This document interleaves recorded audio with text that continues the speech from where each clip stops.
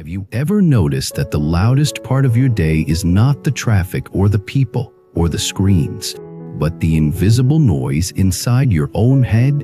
And have you ever wondered why a simple sound, a gentle melody, or a quiet rhythm can suddenly make you feel safe again, as if your body finally received permission to stop fighting?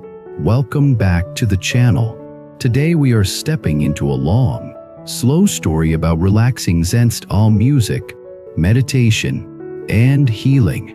Not healing as a miracle promise, but healing as a steady return to balance. Because most of what breaks us does not break us in one dramatic moment. It breaks us slowly, through accumulation. Small stress that never leaves, small disappointments that harden into tension, small worries that become a permanent background hum.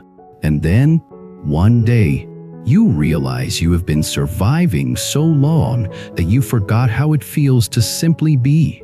This story is about serenity within, not serenity as an aesthetic, not serenity as a performance, but serenity as a real inner condition you can cultivate. The big idea is this: your mind is not only shaped by thoughts, your mind is shaped by rhythm, breath, and nervous system signals. When you repeatedly give your body the signal of calm, you slowly change what your mind believes is normal. That is karma in the most practical sense. Cause and effect. Repetition becomes destiny. Let me begin with a character who could be almost anyone. Her name is Elena. She is not a monk. She is not a spiritual celebrity. She is just a person trying to live a normal life in a world that rarely feels normal. She wakes up to alarms, messages, and deadlines. She drinks something quick, checks something urgent, and enters the day already behind. She smiles at people and tries to look fine. But inside, she carries a pressure in her chest that never fully disappears. Elena does not describe herself as anxious. She calls herself busy. She calls herself responsible. She calls herself realistic. But her body tells a different story. She clenches her jaw without noticing. Her shoulders rise like armor. Her stomach tightens after meals. Her sleep is light, filled with half dreams and sudden waking. When she finally gets a quiet moment, her mind fills it with mental noise like it is afraid of silence. One night, after a day that felt endless, she lies in bed and realizes she cannot rest. She scrolls without enjoying it.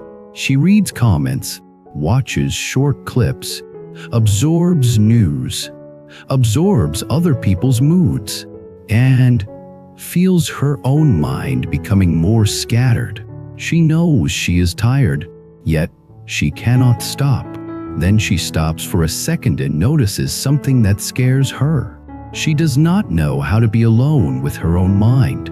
That realization feels heavy, like a truth she has been avoiding for years. Not because she is weak, but because modern life trains people to avoid their inner world. The inner world is quiet, and quiet can reveal what you have been carrying. Elena puts her phone down and stares at the ceiling. She thinks about her childhood, not in a dramatic trauma way, just in small memories. A parent who was always stressed, a home where people rushed, a school where performance mattered, a life where calm was rare and urgency was praised.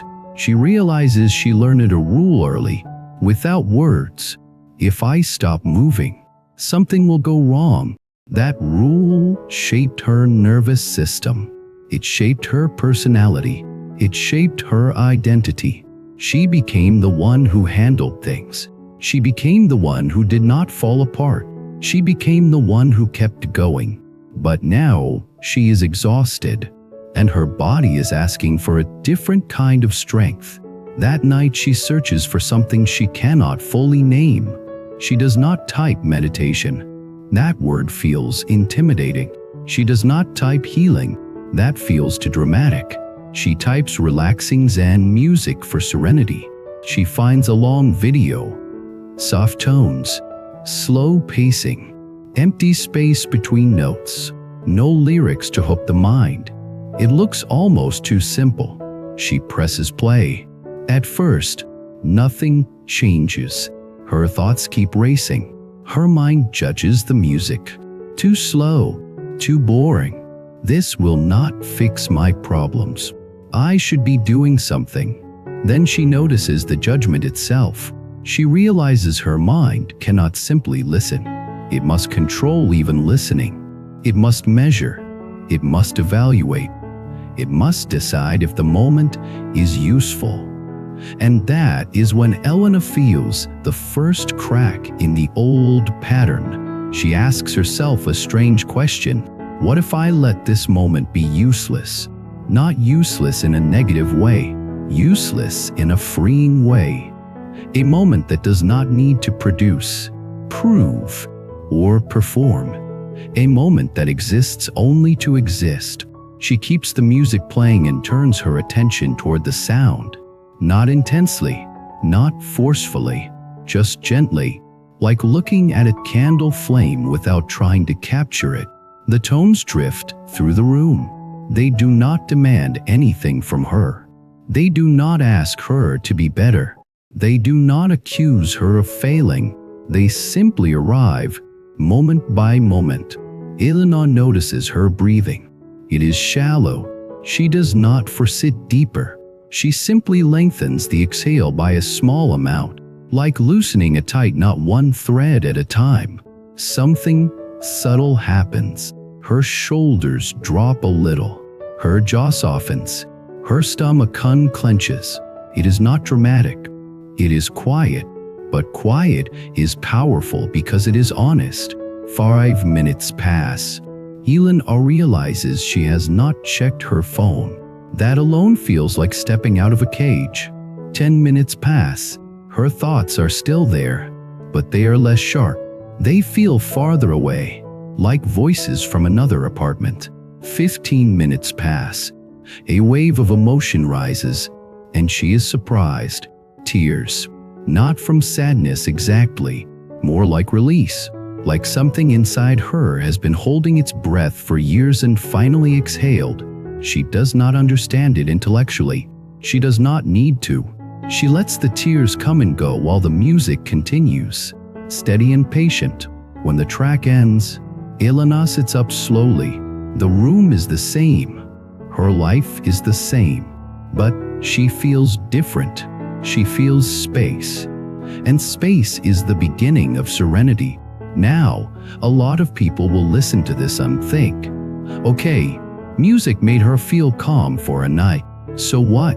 But the deeper teaching is what happens next. Because serenity within is not built in one evening. It is cultivated, it is practiced, it is repeated, and repetition is exactly how karma works. In the days that followed, Elena makes a small decision. Every night before sleep, she will play the same kind of relaxing Zen-style music for a while, not to chase a perfect feeling, but to train her nervous system to recognize a new signal. Slow, safe enough, present. At first, the mind fights it. She feels restless. She wants to multitask. She wants to check something. She wants to chase stimulation. But she notices something else too. The moment she stays with the sound, her body responds, not instantly, but reliably. The sound becomes an anchor, and then something surprising happens. The sound begins to follow her into the day, even when it is not playing. When she is stressed, she remembers the rhythm. When she is anxious, she recalls the spacing between notes. When she is irritated, she imagines the slow flow of the melody and finds her breath lengthening automatically. This is not magic. This is conditioning. This is training. This is the nervous system learning a new default. And in spiritual language, this is cultivation. Cultivation is the act of repeatedly planting seeds of a certain inner quality, When you cultivate agitation, you harvest agitation. When you cultivate calm, you harvest calm. When you cultivate compassion, you harvest gentleness. When you cultivate anger, you harvest conflict. Ilana begins to notice how much of her suffering was not caused by external events alone, but by the inner environment she carried into every event. She carried rush into calm moments. She carried tension into conversations. She carried fear into neutral situations. She carried self-criticism into everything. Now, because of the music practice, she starts seeing these patterns as patterns, not as identity. That is awakening. Awakening is not leaving life behind. Awakening is noticing the habits that have been driving you unconsciously, then choosing a wiser relationship with them. One morning, Ilana is late. Her train is delayed. In the past, she would have spiraled. She would have blamed herself. She would have imagined the worst. She would have felt her heart racing and her mind attacking. This time, she feels the irritation rise. Then she remembers the music. She takes a slow breath. She focuses on the exhale. She looks out the window and notices the sky. The delay is still there, but the suffering is smaller. That difference matters, because when suffering is smaller, you have more capacity. More capacity means you can respond with wisdom instead of reflex. Wisdom means you can break cycles. Breaking cycles is how destiny changes. Now let me introduce another character, because Serenity Within is not only about calming. It is also about healing the parts of you that learned to live in tension. His name is David. David is kind, but he is intense. He does not relax easily. He feels responsible for everything. He overthinks not because he loves thinking, but because thinking makes him feel like he is doing something about uncertainty. He is the person who will replay a conversation for hours, searching for the perfect interpretation. David tries meditation once and hates it. The silence makes his thoughts louder. He feels like he is failing. He quits quickly and tells himself meditation is not for him. Then one day, he hears a friend playing relaxing Zen music while studying. David asks why. The friend says it helps focus and calm. David tries it, expecting nothing. But music feels easier than silence. Music gives his mind something to rest on without forcing it to be empty. It is like giving a restless child a simple toy so the child can stop pulling on everything else. David begins listening at night. The first nights are messy. Then he notices a change, not just in sleep, but in his emotional reactions. When he listens, he feels grief. He remembers losses he never processed. He remembers moments he felt rejected.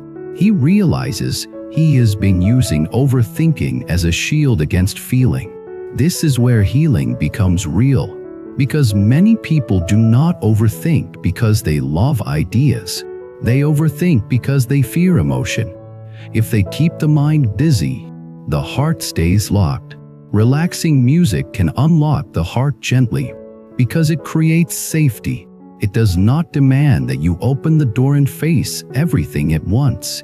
It simply sits beside the door, warming the handle until the lock loosens. David cries a few times. He is embarrassed at first. Then he realizes something deep. The tears are not weakness. The tears are release. He starts feeling lighter, not because life is perfect, but because the emotional weight is no longer frozen inside him. The nervous system begins completing cycles that were interrupted years ago. This is another form of karma. When you keep suppressing, the suppressed returns in heavier ways. When you allow, the allowed moves through and leaves. Serenity within is often not the absence of emotion. It is the ability to allow emotion without becoming trapped by it.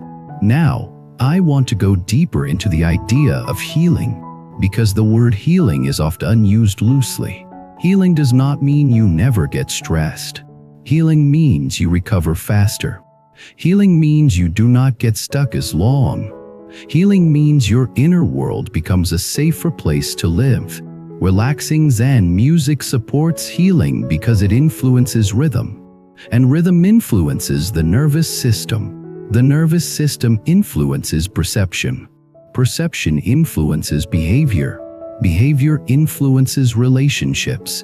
Relationships influence life outcomes. That chain is karma in action, cause and effect across levels. If your nervous system is always activated, you will interpret neutral situations as threats. You will react defensively. You will create conflict. Then you will believe the world is unsafe. The belief will reinforce the activation. The wheel turns. If your nervous system is calmer, you interpret situations more accurately. You pause more. You speak more gently. You choose better. Relationships improve. Life feels safer. The belief reinforces calm. The wheel turns in a new direction. The same life can feel like a battlefield or a garden depending on what you cultivate inside. Now let us bring in compassion, because serenity without compassion can become cold. Some people become calm by shutting down. That is not serenity. That is numbness. Zen-style music does not automatically create compassion, but it creates the space where compassion can grow. When the mind is not screaming, you can finally hear the heart. When the heart is heard, it can soften. Elena notices this in a small moment that changes her. A co-worker snaps at her. In the past, Elena would snap back or hold resentment. This time she feels the sting, breathes, and notices the co-worker's eyes looked tired.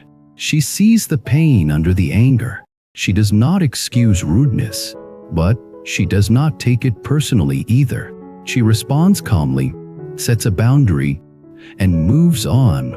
Later, the co-worker apologizes quietly. A conflict that could have grown into months of tension dissolves in a day. This is compassion in action, not sentimental, practical, boundaries with kindness. Now, the story would be incomplete if we did not talk about the part people avoid. Serenity is not always comfortable at first. When you slow down, you might meet what you have been running from.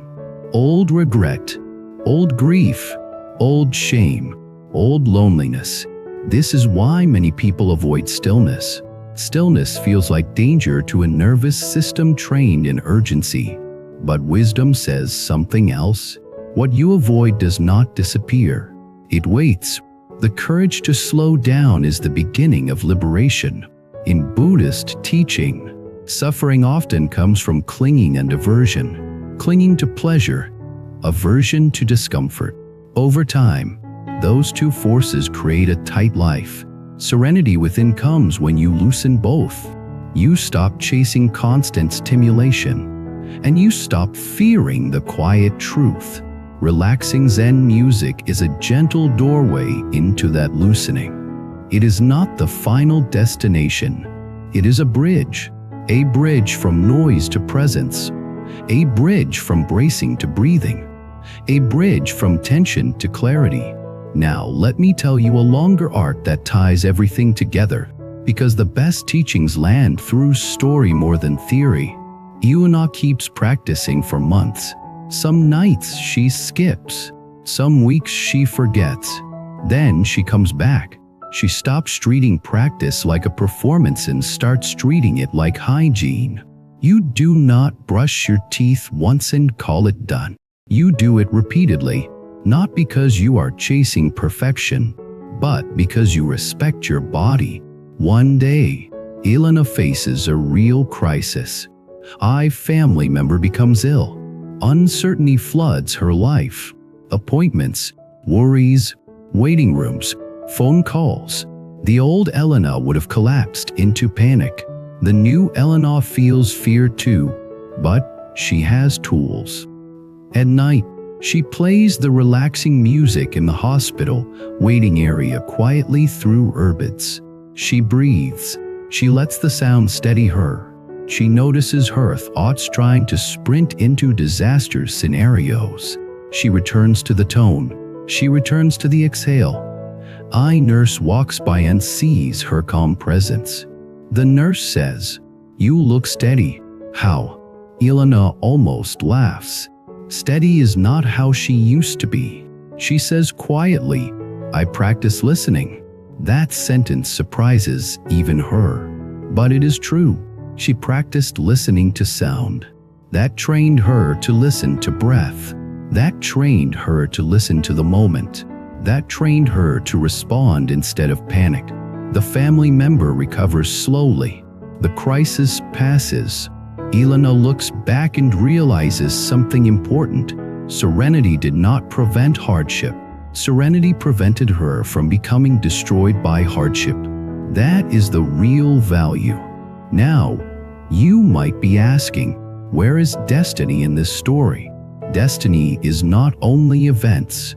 Destiny is the quality of mind you bring to events. Two people can face the same crisis. One becomes bitter and breaks relationships. Another becomes humble and deepens compassion. The difference is cultivation. Relaxing Zen music is one small cultivation tool among many. It teaches patience.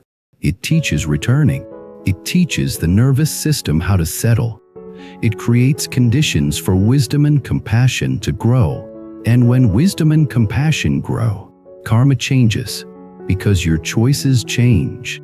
Now let me bring this to a close with the kind of reflection that often creates real resonance. A lot of people think healing must be intense. They think if it is not dramatic, it is not real. They want a breakthrough. They want a moment that fixes everything. But most healing is quiet.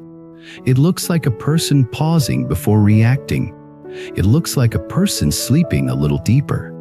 It looks like a person being kinder to themselves in the mirror. It looks like a person noticing a spiral and choosing a breath instead. It looks like a person learning to sit with their own life without needing to run. If you are listening right now and you feel restless, heavy, or overworked inside, I want you to hear this clearly. Your mind is not the enemy. Your nervous system is not broken.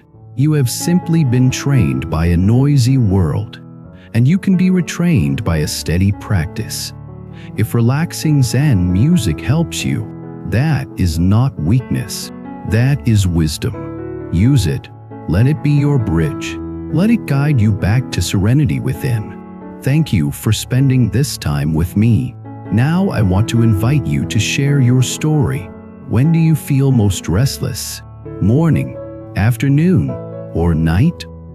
And have you ever had a moment when a simple sound, a song, or a quiet melody helped you come back to yourself? Write it in the comments. Subscribe to the channel, press like, and leave a comment to support these long-form story teachings. Until next time, remember this: the world may stay loud, but your inner world does not have to. Serenity is not a gift you wait for. Serenity is a practice you return to, one breath, one note, one gentle moment at a time.